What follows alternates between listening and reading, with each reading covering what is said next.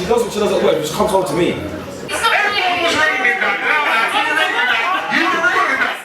Cross the mic on it, you get me? Come on, man.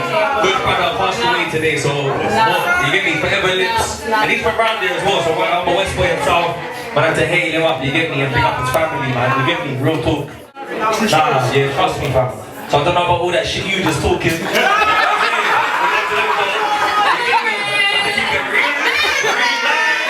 Who passed for my wifey, man? They know who passed for wifey. And wifey probably won't even give you a who pass, you get me? Like, personally, I don't know about all of that celebrity crush stuff and that. I get it, bro. Like, you like the thing online and that, she looks good and that. But I don't think, you get me, it's not a past thing, man. Like, that's your thing. You get me? Like, your missus.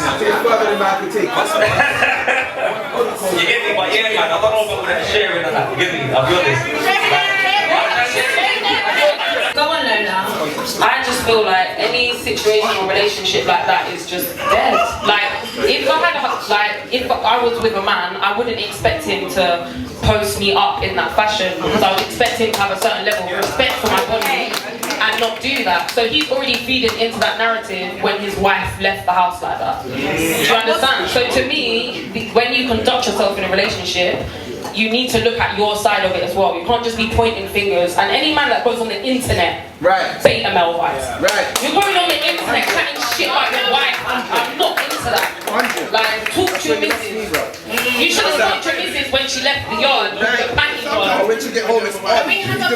Do you know what? I'm not saying that women should get a blight. I don't agree with it. Bro, I wasn't giving up like feminism. Like, I don't think women should get a blight. It wasn't that. What I'm saying is, when you're in a relationship, the way that you conduct yourself is to respect both parties and mutual respect. So he's already opened himself up to other men or women looking at his gal because he's posting things that should be private.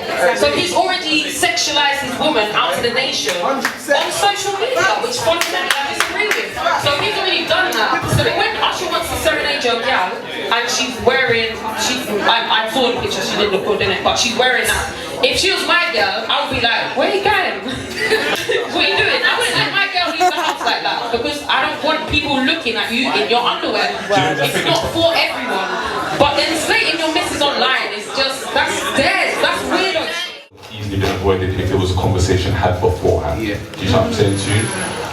If there was a level of understanding on what I deem as acceptable, what you deem as okay, whichever else it is, this wouldn't even really be a conversation.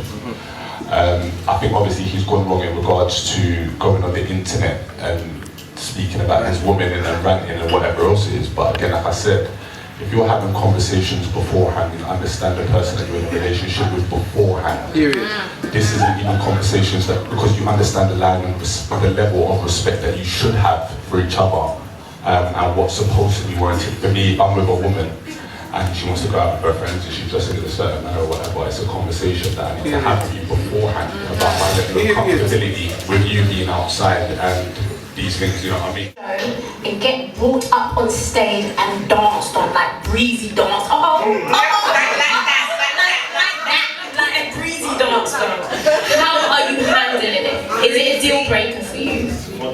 Yeah. Everyone gonna ask an audience. I'm not ready to lock it off. I know. Always. You learn through life that you can't take disrespect because all it does is allow it to breed in different situations. So as soon as you establish boundaries, you have to have emotional intelligence, and in doing so, you have the conversation around that. Conversation prior, and that happened. No, because we're talking about communication, right? Would you give her a chance to redeem herself? Would you be like, babe, you didn't know, just next time don't do that again, or is it total write-off? That's a bit mad still. I think my man at the end there said it best. We know each other, we get to know each other. We know what we're on, we know what we tolerate, we know what we don't like.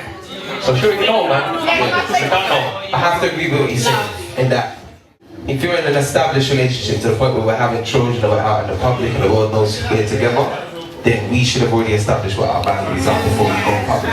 That's the first thing. Secondly, see, my thing is this, like, everybody, I said this when I said it earlier, I said everybody's sensitivities are going to be different. Two men sitting together, two opposite sides of the coin as to what they'd expect and what they'd accept. You understand? But the key is, like I said, it's between you and your woman. You understand? About what you're willing to do. I'll be real, like I said, I saw Keke's dress, I'd look twice. But if that was my woman, she'd know what I'm happy to do with and what I'm not to do with. But I also, if you say everybody's different, I'm a performer. I do worse than Usher on stage, I'll tell you straight. I don't hide that task. It's facts. I do many weddings, I do many events. No, I'm being real. If your insecurity isn't about the dress, and it's really about how she's fangirling over Usher, address your issues at home, brother. Because the truth be told, she's, like you said, let's be real, she's a bigger celebrity than you. If she don't want Usher, Usher don't want her, she has plenty of opportunity. You understand? Let's keep it real. My thing is this, at the end of the day, it's me I have to chat to, you know. Usher's going about his business with whatever tour bus or whatever else, it's me that have to deal with. So my whole thing is this, as long as I've set a standard from beforehand and you understand the man that you are dealing with, the only slip becomes on you. Do you know what I'm saying to you? Outside of that, if I have not set a standard and you is unsure about what she does for a living and all this kind of bullshit, rude boy, you shouldn't be with that woman because you don't know who you are with. It's just that simple. One brother, everybody in here who judged me when I said I never took my Usher. I didn't know they're catching things on the side, bro. Man, I never have to be real. I know there's a lot of lovely women in here today. Man, we're trying to play it smooth. I say a couple things in here, man, I don't want to date them so far. And the man, they know what they do. So slightly, man, they know what they do.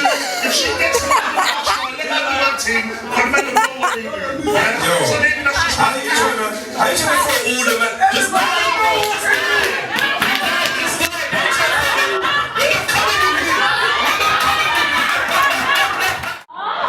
children desensitized to violence. What can we as parents really do? Does a fractured family unit contribute to a child making poor choices? I think when you look at the data, I think it's unmistakable that broken families tend to manifest in certain things.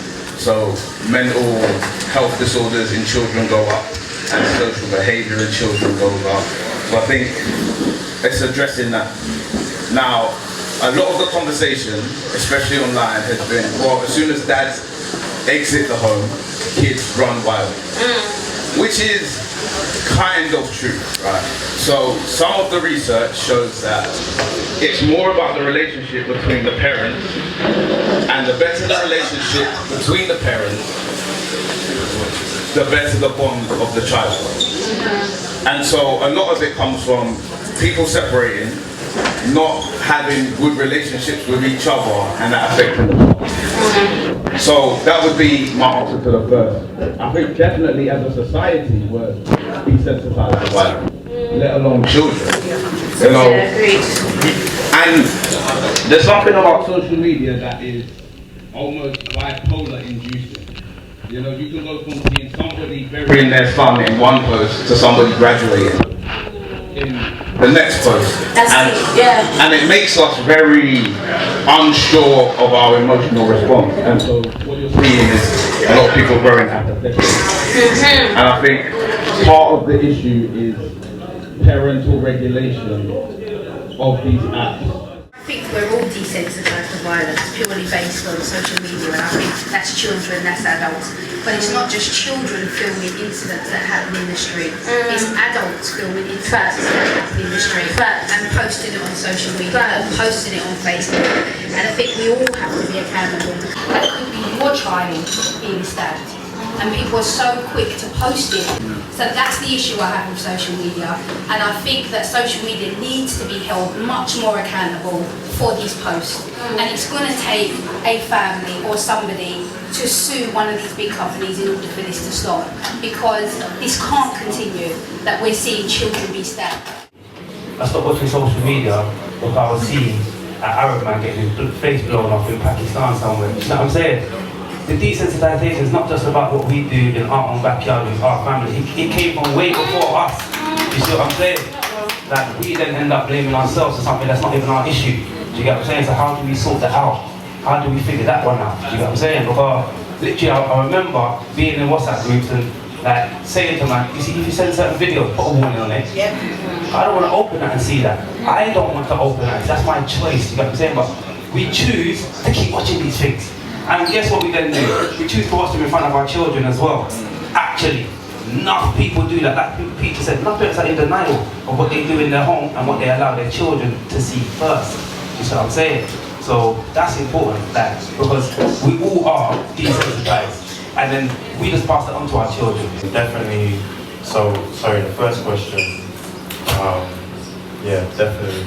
We're desensitized. Desensitized, all of us are, children and adults. It almost feels like especially young people, like they're in a video game almost. Like they don't value life. Like, and when you think about, you know, like as old as we are, how many things like young people won't get to experience based on the fact of what's pushed out there and what we also contribute, like, because like you were saying in terms of parenting in the household, we could be listening to something that promotes violence, we could be watching something that promotes violence, and a young mind doesn't know how to, yeah, like it's so sensitive. So I feel like we're kind of in a weird situation because we can't act like there's not a place for violence in society. So, for example, if somebody breaks into your house, yes, you should call the police, but what you would try to do, most people, would be to try and protect your household. And try and make sure that the people who you love are looked after and cared for, yeah, while this situation is going on.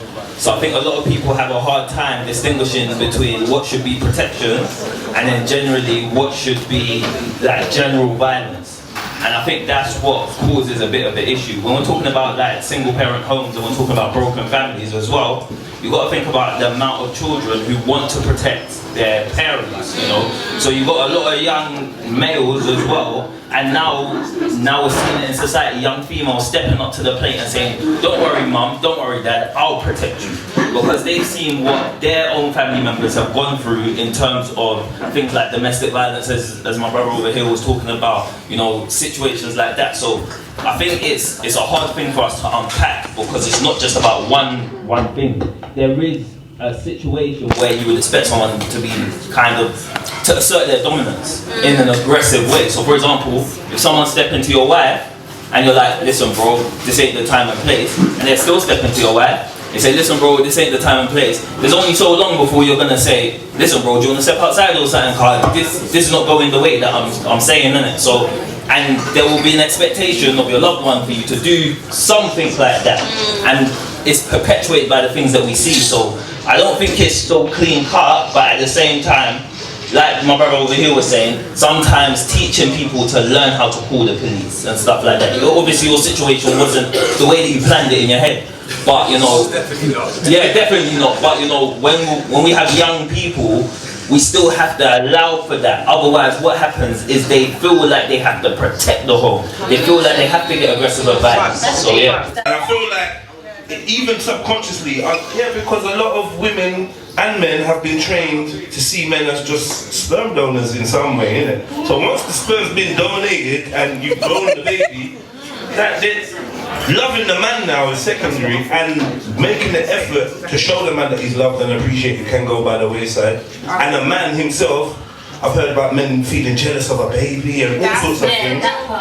So there's lots of little factors, but I think when people get together subconsciously, a lot of it is about the reproduction aspect. And once that's happened, what else are you? Okay, so what? We're just gonna do co-parenting? Are we friends? Are we homies? Are you my mentor? Am I your leader? Like, is any of that going on either? So I think that's often those questions that need to be answered before the sperm gets donated that don't get answered. I've got a baby that's 7 weeks old. Congratulations. And about 4 weeks ago, I was about to walk out the door. We got to take the cameras off. Just off. That's why I took the MPC. I thought, you know, let me take the MPC, you know? Yeah, but today, I sit here in the most happiest relationship of my life. Do you get what I'm saying? Because we both overstood and overcome something for both ourselves. But like, I feel like there's a lot that men do need to understand when a woman is pregnant, especially being after she's had birth, because it's a very turbulent time. And I don't say that to let women get off with certain behaviour that happens, because I do feel that you can manage your emotions. You see what I'm saying? But it does take work. It does take care. You see what I'm saying? It does take attention. Those are real things, and those are real things that a man can offer a woman at those times. Now, what actually happened in my own relationship recently, well, got to find out is that, again, these things what Jedi was saying as well, let me just add this quickly, we don't know how to take care of our relationship before we reach certain problems. So, like, for instance, taking care of my relationship, what I've learned is that I don't talk to everyone in my life about my partner. Because that person who I talk to might be my friend, they might have my interest, but do they have my partner's interest? So the things they say to me could imbalance my relationship, and balance me in my relationship. Now that happens with women more than happens with men. And that happens with pregnant women very frequently, because their emotions are all over the place. So when people are talking to them, just because a man hasn't done one simple thing, the way in which that woman might express it to their friend, their cousin, their auntie, whoever, can be quite imbalanced. It's still the truth, but it can be imbalanced.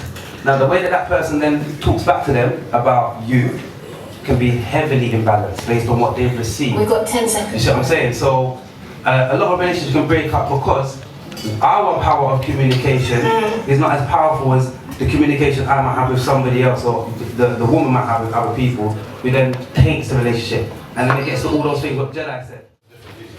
So one of the main reasons I think is because we get into relationships for the wrong reasons. And people have children for the wrong reasons. It's not like we plan to have children before we have them.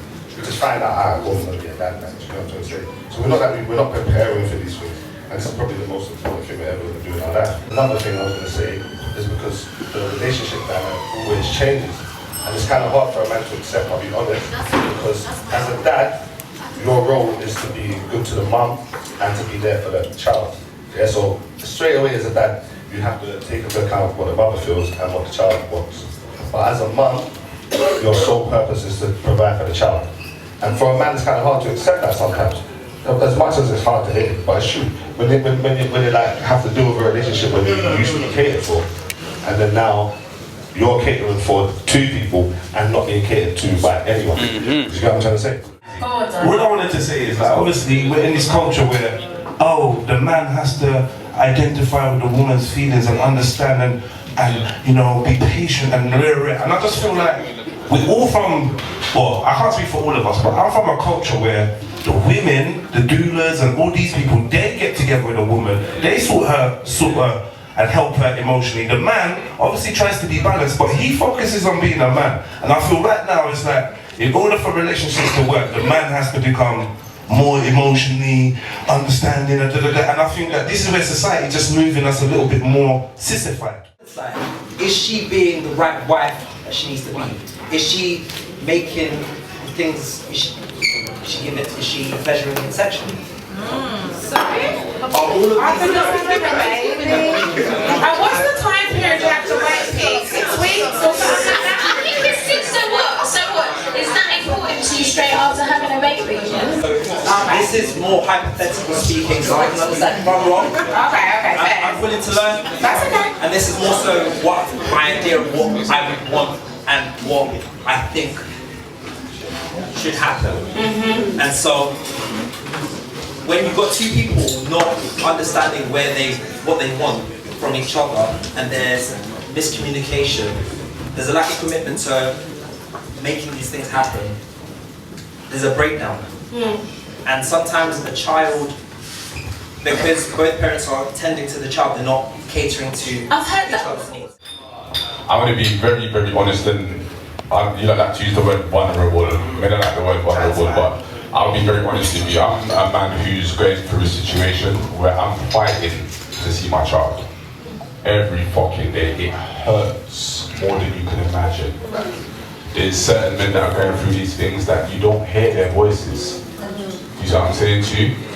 What I suggest, and I'm really hoping that the women in this room, again, if you're going through the situation, if your friend's going through the situation, speak to the man. A lot of us have never been educated in regards to being fathers, being proper men, just in regards to being a man.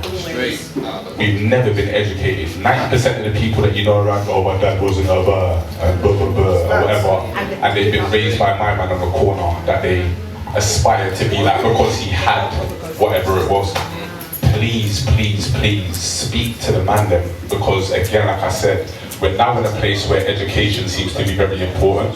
Understanding of each other, the opposite sex seems to be extremely important, and it seems to be a very important conversation now. There's a lot of unlearning we need to do on both sides of the fence, especially as men. There's a lot of unlearning we need to do. I'm not saying that you've got to accept, and the next brother that comes into your world, you have to expect and tolerate the nonsense he's bringing you, but understand that some of these men, and a lot of good men, are learning the fuckeries, or unlearning the fuckeries now.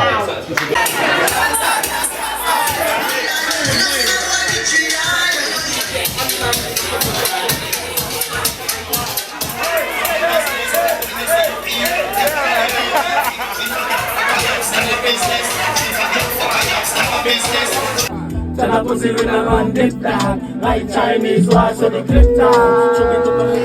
Jesus.